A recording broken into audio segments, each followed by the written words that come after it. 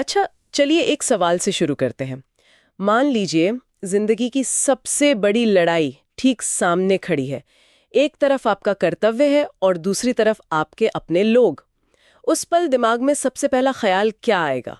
शायद ये कि हथियार ठीक है या नहीं। या शायद भगवान को याद करेंगे। बिल्कुल। लेकिन क्या हो अगर कोई उस पल में कहे, रुको, मुझे पहले अपने दुश्मनों को, अपने विरोधियों को जाकर ठीक से देखना है। ये बहुत अजीब बात लगती है उस पल में। है ना? आज की हमारी चर्चा श्रीमद् भगवद गीता के ठीक इसी एक पल पर है। एक ही श्लोक में सिमटी हुई। हमारे पास स्रोत के तौर पर एक संस्कृत श्लोक है, उसका हिंदी अनुवाद है और उसका सार भी। और हमारा मकसद है इस एक श्लोक की परतें खोलना और ये समझना कि युद्ध शुरू होने से ठीक पहले अर्जुन के दिमाग में आखिर चल क्या रहा था। चलिए इसमें गहराई से उतरते हैं। तो माहौल ये है कि कुरुक्षेत्र का मैदान तैयार है, शंख बज चुके हैं, सेनाएं आमने सामने हैं, हवा में एक तनाव है। युद्ध बस शुरू होने वाला है। हाँ, और ठीक इसी वक्त अर्जुन अपने सारथी भगवान श्री कृष्ण से एक अजीब सी मांग करते हैं।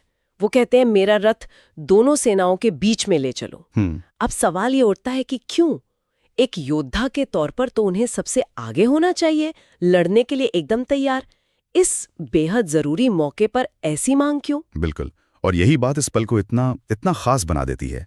देखिए, पहली नजर में तो ये एक सामान्य सैन्य रणनीति ही लगती है। हाँ, मुझे भी यही लगा था। कोई भी सेनापति युद्ध से पहले दुश्मन की ताकत, उनकी व्यूह रचना, ये सब देखना चाहेगा। ये एक सामान्य प्रक्रिया है। हाँ, मेरा भी पहला ख्याल यही था कि शायद वो ये देखना चाहते हैं कि भीष्म, द्रोण, कर्ण जैसे महारथी कहाँ खड़े हैं, ताकि वो अपनी रणनीति बना सके। मतलब एक कमांडर की तरह सोच रहे होंगे। और ये सोचना गलत भी नहीं है। अगर ये कोई आम युद्ध होता तो शायद यही सच होता। लेकिन ये आम युद्ध नहीं है। नहीं, ये कुरुक्षेत्र है। ये धर्म युद्ध है। यहाँ लड़ाई सिर्फ जमीन के लिए नहीं, धर्म की स्थापना के लिए हो रही है। और जैसा कि स्रोत का सार बताता है, अर्जुन युद्ध से पहले शत्रु पक्ष का पूरा निरीक्षण करना चाहते हैं। निरीक्षण? हाँ, और यहाँ निरीक्षण शब्द का मतलब सिर्फ गिनती करना नहीं है। तो फिर इसका मतलब क्या है? वो असल में ये समझना चाहते हैं कि धर्म के मार्ग में उनके सामने कौन कौन योद्धा खड़े हैं। वो उन चेहरों को देखना चाहते हैं, उन लोगों को पहचानना चाहते हैं जिन्होंने अन्याय का पक्ष चुना है। और इससे भी गहरा सवाल उनके मन में ये है कि आखिर वो ऐसा करने के लिए इतने उत्सुक क्यों हैं? उत्सुक? हाँ, तो ये सिर्फ एक सैन्य निरीक्षण नहीं, ये एक नैतिक और मनोवैज्ञानिक पड़ताल है। वो अपने विरोधियों के क्यों को समझना चाहते हैं, सिर्फ उनके क्या और कौन को नहीं। क्यों को समझना, ये दिलचस्प है।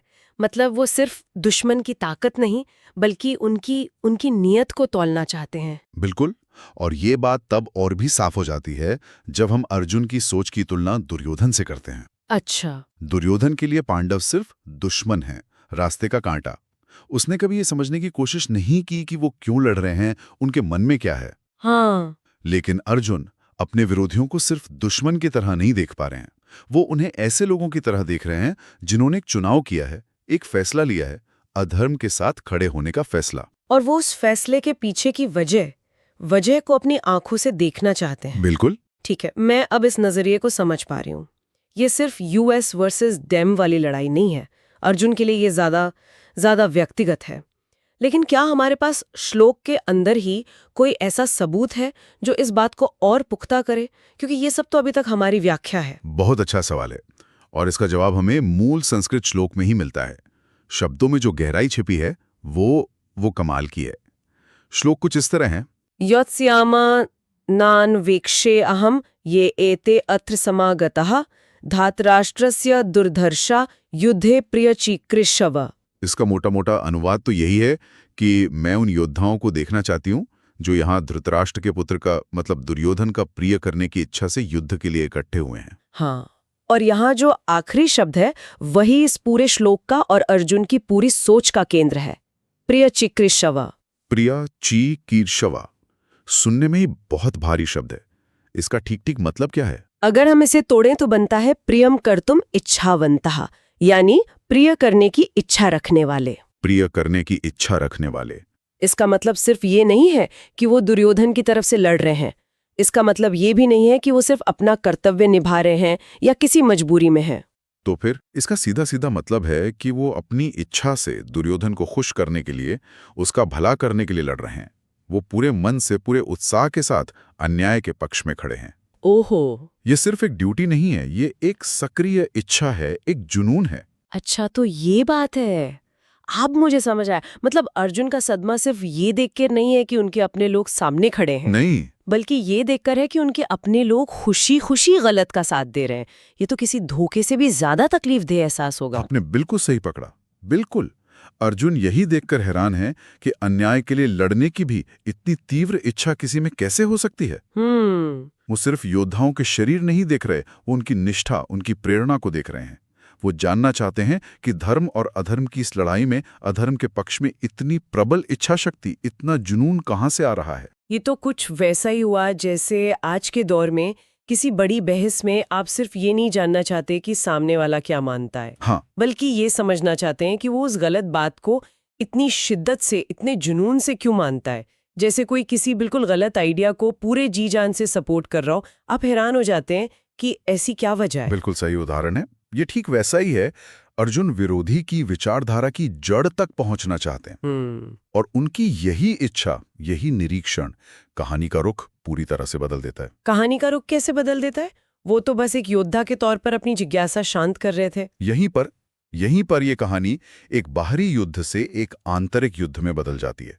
अगर हम इसे बड़ी तस्वीर से जोड़कर देखें तो अर्जुन का ये छोटा सा अनुरोध, हाँ, उनके आने वाले विषाद और मोह की नींव रखता है। ये एक बहुत बड़े आंतरिक तूफान का आगाज है। एक मिनट, लेकिन क्या अर्जुन को पहले से पता नहीं था कि सामने कौन कौन है? ऐसा तो नहीं था कि उन्हें नामों की लिस्ट नहीं पता थी? भीष्म पितामह, गुरु द्रोण, उनके भाई बंधु। हाँ, पता था। ये सब तो पहले से ही तय था। फिर रथ को बीच में ले जाकर खास तौर पर देखने की क्या जरूरत थी? बहुत बहुत गहरा सवाल है। हाँ, उन्हें नाम पता थे, वो जानते थे कि कौन किसकी तरफ है। तो फिर? लेकिन एक होता है किसी बात को बौद्धिक स्तर पर जानना, और एक होता है उसे अपनी आंखों से देखना, महसूस करना। अच्छा। एक लिस्ट पर नाम पढ़ना अलग बात है, और उसी नाम वाले इंसान को, अपने दादा को, अपने गुरु को, आंखों में वही प्रिय चिकीर्षव वाला भाव लिए युद्ध के लिए तैयार खड़े देखना, वो बिल्कुल अलग बात है। ओ, मतलब वो उस कड़वे सच का सामना करने गए थे। हाँ, उनकी ये देखने की इच्छा ही उनके पूरे नैतिक संकट का कारण बनती है। क्योंकि जब आप अपने विरोधी को सिर्फ एक दुश्मन की तरह नहीं, बल्कि एक इंसान की तरह उसकी प्रेरणाओं के साथ देखने की कोशिश करते हैं, तो चीजें बहुत जटिल हो जाती हैं। और अर्जुन के साथ ठीक यही होता है। तो जब रथ बीच में पहुंचता है तो वो क्या देखते हैं? वो उन योद्धाओं को देखने जाते हैं जो दुर्योधन का प्रिय करने के लिए उत्सुक हैं, और उन्हें वहां कोई अजनबी दुश्मन नहीं दिखते। उन्हें अपने लोग दिखते हैं। हाँ, उन्हें वहां अपने दादा भीष्म दिखाई देते हैं, जिन्होंने उन्हें गोद में खिलाया था। उन्हें अपने गुरु द्रोणाचार्य दिखाई देते हैं, जिन्होंने उन्हें धनुर्विद्या सिखाई थी।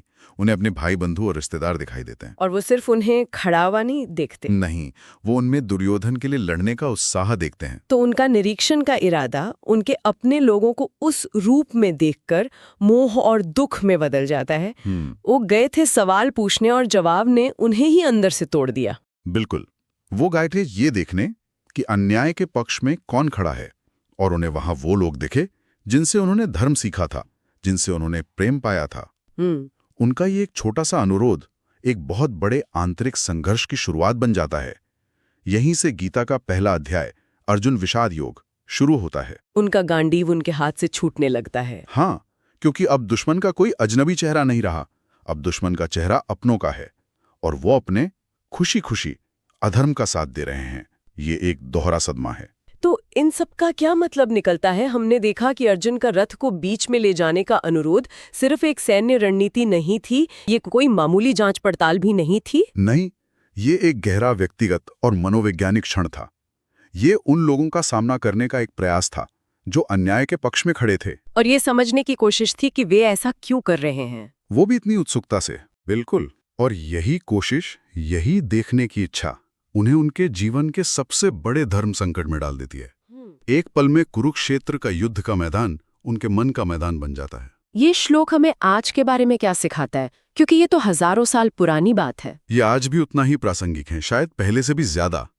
ये श्लोक हमें सिखाता है कि किसी भी बड़े संघर्ष में, चाहे वो बाहरी हो या आंतरिक, ऑफिस की पॉलिटिक्स हो या देशों के बीच का तनाव, उतरने से पहले दूसरे पक्ष को वास्तव में देखना मतलब उनकी प्रेरणाओं, उनकी मान्यताओं और उनकी इंसानियत को समझना।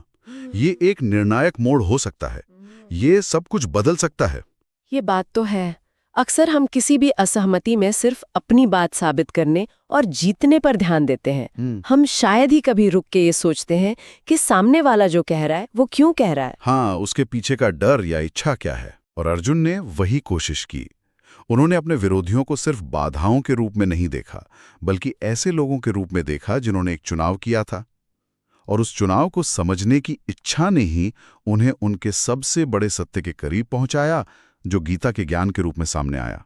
वाह। कभी कभी सबसे बड़े जवाब पाने के लिए आपको सबसे मुश्किल सवाल पूछने पड़ते हैं। और शायद सबसे पहला मुश्किल सवाल यही है, मेरा विरोधी असल में कौन है और वो यहाँ क्यों है। तो हम आज की इस चर्चा को एक विचार के साथ समाप्त करते हैं। अगली बार जब किसी बड़े टकराव या असहमति का सामना हो, चाहे घर में, ऑफिस में या समाज में, तो क्या सिर्फ तर्कों और तथ्यों पर ध्यान केंद्रित करना ही काफी है? या फिर एक पल रुककर ये समझने की कोशिश करना ज्यादा जरूरी है कि सामने वाला आखिर किसके लिए और क्यों लड़ रहा है।